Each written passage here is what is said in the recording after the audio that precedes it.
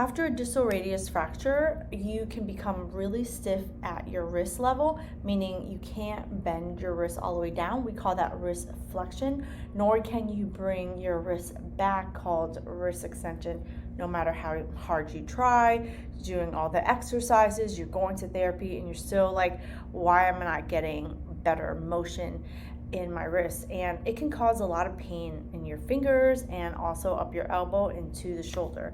So I want to share with you those three major things and some tips on what you can do to help yourself. My name is Huang. I'm an occupational therapist and certified hand therapist here in Miami, and I was doing a telehealth consultation with a lady who was struggling because she had her wrist injury about almost 3 months ago, and she didn't have surgery. She was casted, she was going to a certified hand therapist, but she just wasn't getting the results that she was hoping for. So she reached out and did a consultation with us. In that consultation, I noticed 3 different things. Number 1, you're cheating. I'm going to share with you what that looks like so you can identify it for yourself and give you some tips to fix it. Number 2, you have absolutely no patience. You didn't even want this injury to begin with, and so you're struggling like, why does everyone look like they're getting better and I'm not getting better? Believe me, it's a struggle for a majority of people. Number 3, you're probably not asking the right questions, and I'm going to share with you some of the questions she was asking me so that maybe it can help you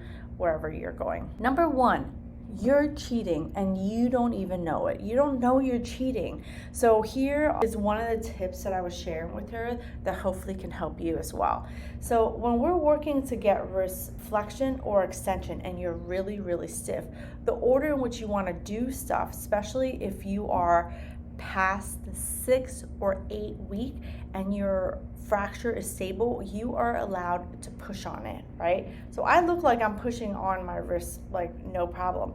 The thing is, my wrist is not broken and it is not stiff. But if your wrist is broken and your wrist is stiff, then your body is going to compensate, and you're going to compensate at your shoulder, which is why 80% of people that have a wrist injury usually end up with a shoulder problem at some point or another. So one of the things that we have to do is we have to lock down the shoulder and we have to lock down the arm from compensating. I say it's cheating, but it's just your body's natural way of compensating.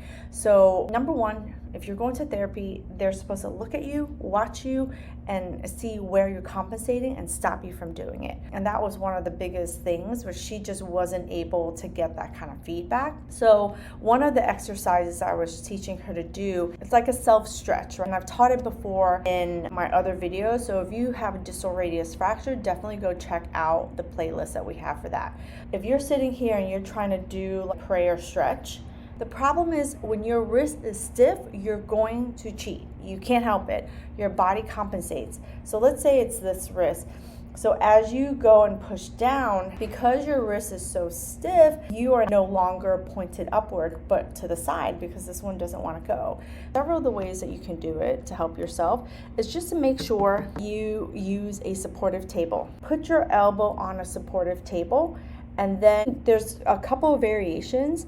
So you want to prop yourself up on a table. So I showed her where it's not with her fingers because I needed her to stretch a very particular spot in her hand. So you can clasp your hands like this, start up here, and then what you want to do is slowly slide your elbow apart and make sure that your wrist is pointed upward. So number 1, you can not cheat by taking your shoulder out of it.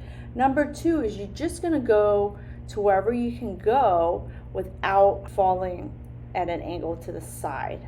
That's number 2. Number 3 is you gotta keep your palms together. When you start to slide down like this, but you're stiff, then what happens is your palm comes off of it, and then you no longer have a really good stretch. So then this hand looks like it's trying to help this hand, but it's not going anywhere. So if it's your left wrist, you're gonna push a little extra with your right wrist. So I'm just trying to exaggerate the motion so that you can see.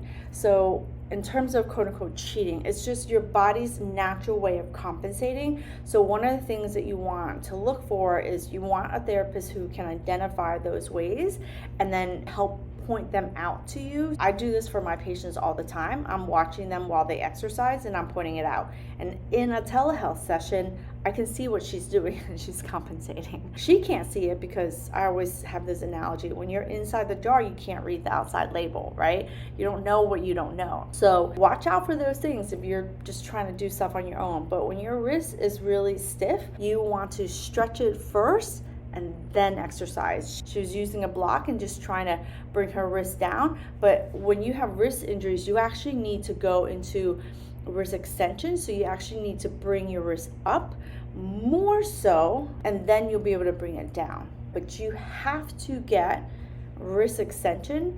And the reason why it's so important for wrist extension after a distal radius fracture is because if you don't have wrist extension, you cannot put weight through that arm. And you need to be able to do that. You need to be able to get back wrist extension. It's extremely important. If you don't get that, it affects your elbow, it affects your shoulder because those muscles can't do the work that it needs to do. It also helps to stretch all your finger muscles so it gets really long, so then your fingers and thumb can work really well. So wrist extension is very important. So that's number one. It's like your body is compensating and you're cheating in your exercises because you want to do them, but it's better to do them well so that you can get the results that you're looking for, okay? Number two, you're not patient with yourself, and it's the hardest thing to do. It is so hard. I teach our patients with injuries, they're so frustrated. I teach therapists, they're impatient, they want to learn so fast, and some things just take time. So the difference between a stretch and an exercise is with a stretch, you need to hold it for longer. And when you're exercising, you're doing repetition. So stretch first so that you can actually have enough motion to exercise. And if you don't have enough motion and you start exercising, you're going to start developing all sorts of other problems because you just don't have enough movement. So therapists started using a weight to pull it down and stretch it in different ways. But when you're putting a weight to something that doesn't move, you, again, number one, go back to the cheating and compensating. Patience just requires you to move slower with more intention, hold it, and then ease out of that stretch. So let me show you what that looks like. If I'm clasping my fingers to get better wrist extension, then what happens is as I get into that wrist extension, I need to hold it. Imagine it's my left wrist. I need to hold it. Maybe I try to push into it a little bit extra, and I need to hold that stretch 5 or 10 seconds. And then you're going to slide on up, go slow, and then you can ease out of that stretch. If you're bouncing around and not holding that stretch, or you're impatient and you stretch and you're like, I'm holding it, and then come out of it really quickly, it's gonna cause you pain. Because when you're stiff, one of the things that we're doing is providing a low load stretch to those tissues. And then when you snap out of it, the muscles have what we call a rebound effect. So it's always going to go back to what it's most comfortable in, which is that stiffness and that tightness. So during your exercises, have a little bit more patience for yourself. And I told her, I'm like, I can see it. I'm like, I'm watching you and you're like going really fast. So watch for the compensation and then slow down. One concept that I was talk to my patients about is when you go slow at the beginning, it allows you to go faster as you progress. If you are so aggressive because you're desperate to get rid of that stiffness that you cause yourself to be in more pain, then it's going to be harder for us to get you out of that pain cycle. And then number 3 is not knowing what questions to ask, or maybe being afraid of asking those questions, like, when can I get rid of my splint? How can I sleep? Do I really need these things? You want to find a therapist that's open to explaining things to you so that you understand the whys. One of the most important things when it comes to getting better results after a distal radius fracture is just not being afraid of using your arm and not being afraid of stretching it in the right directions. And then the swelling, like what happens with the swelling? The swelling is one of the last things to go away. So there are ways in which to help with swelling. One of them is a compressive sleeve. So she had a glove that was a compressive sleeve, but the problem was that it was causing her to have more pain, which is a little unusual. It's called an edema glove, an isotoner glove. You don't have to have it. So if it hurts you, don't wear it. And if you don't wear it, you'll probably get better sleep. We're almost 3 months out. Usually with my patients, once you're 6 to 8 weeks out, you're healed, or most people. I just got a case just last Friday where their bones didn't quite heal. Check with your doctor, with your therapist. Majority of bones heal within 6 to 8 weeks, and you don't have to be so careful. You should be able to sleep in whatever position you want to sleep in. You don't have to try to keep it elevated all the time when you're sleeping. Swelling goes away when you can get all of your motion back, and then you have enough strength to move. So when you tend to continue to have a lot of swelling in your hand, it's probably because you cannot make a full fist, or you cannot make what we call a hook fist, which means like you have a very particular tightness within your hand and your wrist. Don't be afraid of asking all of the questions. How can I sleep? When am I allowed to do X, Y, and Z? I'm working with someone with a distal radius fracture. She's 2 months out. We're just starting to strengthen, but she's an active 40-something-year-old person, and she goes to the gym a lot. And I was able to be like, you're allowed to do these shoulder exercises, these elbow exercises without risking your injury. Actually, it made her shoulders feel so much better, because it was day 1 we got started with just taking off her post-op dressing, made her a splint, started her moving. Visit 2, she came in, she's, oh, my shoulder is bothering me a little bit. We worked on her fingers, her wrists, and I showed her some shoulder exercises to do because it's totally safe and it is connected.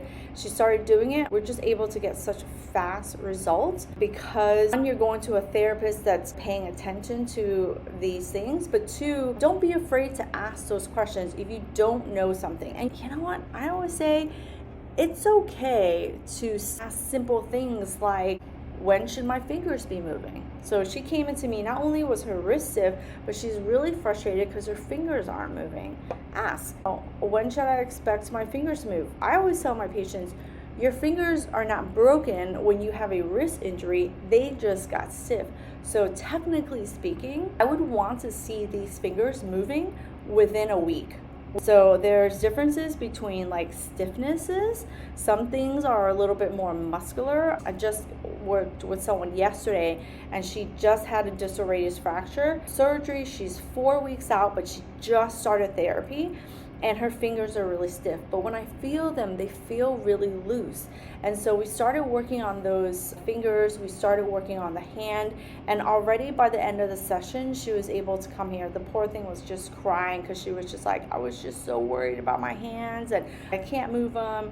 And I was able to tell her they feel really soft because you're just swollen and the muscles, they're just not moving, but they feel really soft.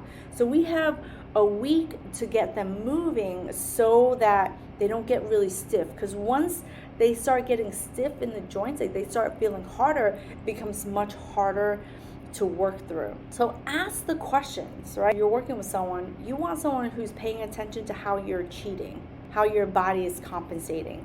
You want to work with someone who's gonna slow you down, have patience, tell you, and it's okay. You know, you're coming to therapy or looking to go to therapy because something is not working the way it's supposed to. That's why you're here. When my patients are like, I can't do it, I'm like, I know, that's okay. That's why I gave you the exercises, because you can't do it. And then number 3, just be okay with asking questions. I post several videos all on distal radius fractures, and thank you, I've been getting a lot of really good responses of people telling their stories and talking and sharing about what they're using the videos for, but also using some of these videos to go and talk to their therapist about it. And therapists, if you're watching this to learn, my other company is called Hand Therapy Secrets, and I think I usually link it on the bottom, but go learn over there, because as therapists, we need to know exactly what's going on, what to expect, and how to get our patients results.